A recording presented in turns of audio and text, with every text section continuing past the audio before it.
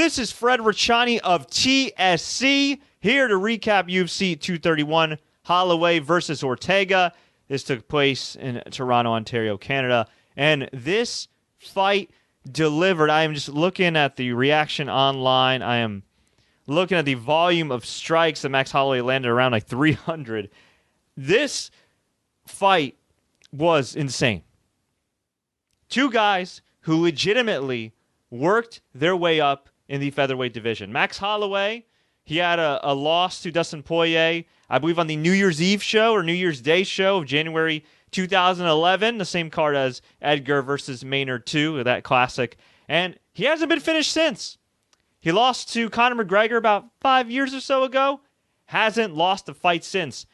Over a dozen or so fights, this incredible winning streak. Something had to give because Brian Ortega was undefeated. Brian Ortega looked like a killer. Brian Ortega even finished Frankie Edgar, and that just doesn't happen. So something had to give here, but it was evident from round 1 all the way to the end of round 4 when this fight ended that Max Holloway was just on another level. What does that mean? Well, the volume of strikes, the combinations, the speed. Just when Brian Ortega thought he had good head movement, and he did have pretty good head movement, but just when he thought he was out of the way of a dangerous Holloway strike, bam, he would get clipped.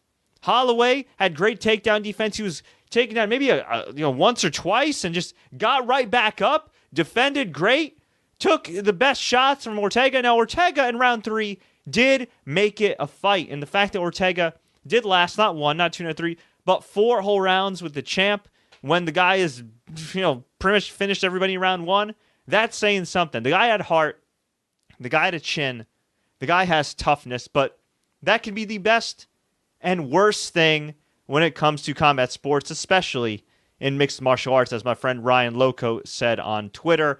And at the end of round number 4, poor Ortega's face was absolutely busted up, had a big mouse under the eye. It looked almost like a hematoma.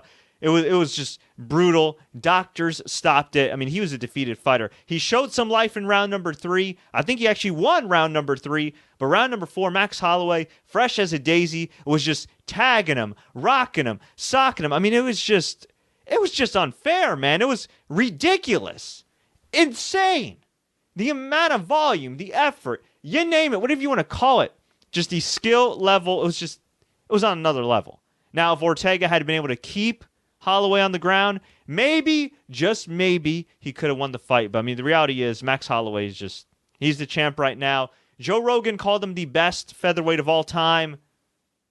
I am cautious to say that right now. He may be. He's definitely up there with one of the best UFC fighters of all time. I think so already.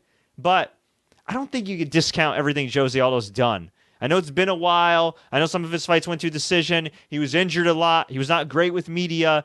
But I really don't think that you can discredit Jose Aldo's record and everything else in the featherweight division. And Joe Rogan said no disrespect to Jose Aldo, but I'd wait a little bit. Honestly, you can even make the argument Conor McGregor's the greatest featherweight of all time because he destroyed Jose Aldo and he beat Max Holloway, although that was a much younger, more inexperienced Max Holloway. But I think there's still time for him to get... He's in the conversation.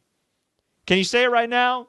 I don't know. I think it might be too soon. I think we live in an era now in sports where everybody wants to proclaim this guy the best ever here, this guy's the best ever there, and it's just, I don't... Give him time. He's got time. As for what's next for Max Holloway, I don't know. I don't really see anybody in the featherweight division that really interests me.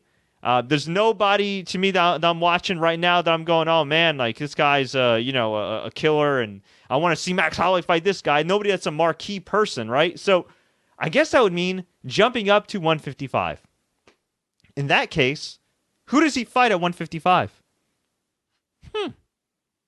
I got two guys, Conor McGregor and Khabib Nurmagomedov.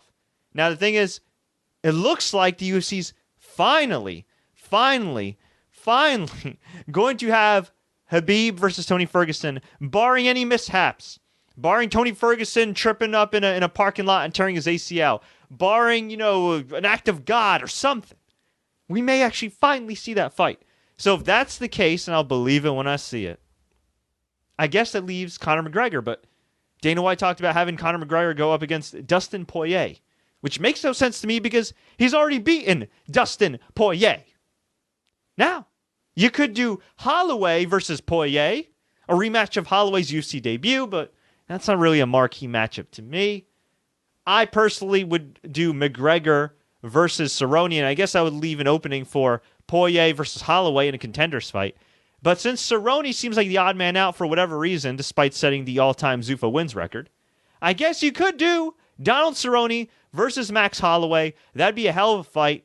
I think Cerrone could get down to 145. I don't think he could do it in a very healthy way, although there have been some weight issues in the past, of course, with Holloway, as far as just Dana White, even before this fight, talking about how he thinks he's too big for the weight, but he didn't make it. So I guess if he's going to move up to 155, why not do Holloway versus Cerrone? Or, depending on when Khabib comes back or what happens at Conor's next fight, maybe you just sit around and wait.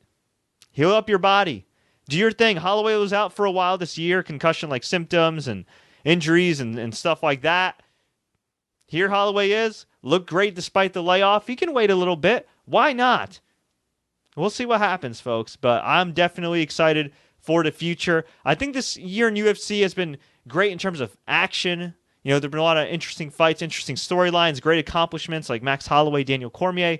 But I also think it's been a year where we've really seen some of the worst of UFC, the hot shot booking. Let's rush Derek Lewis to a title shot on 3 weeks' notice. You know, let's put Daniel Cormier's fight with Brock Lesnar in jeopardy.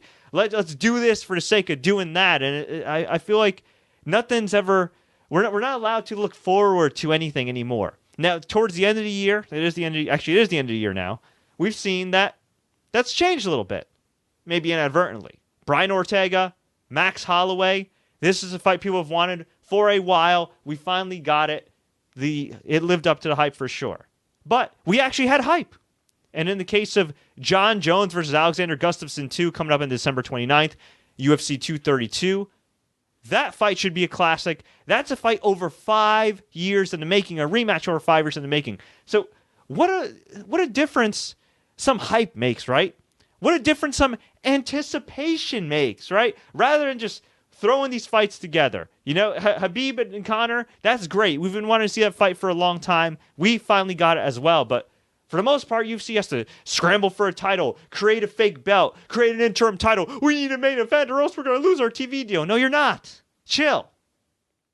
So, hopefully I don't jinx the Jones and Gustafsson fight. And hopefully we see some smart booking from the UFC like this fight tonight. Although Greg Hardy being on the same card as Rachel Ostovich in January on that ESPN debut, not a good look.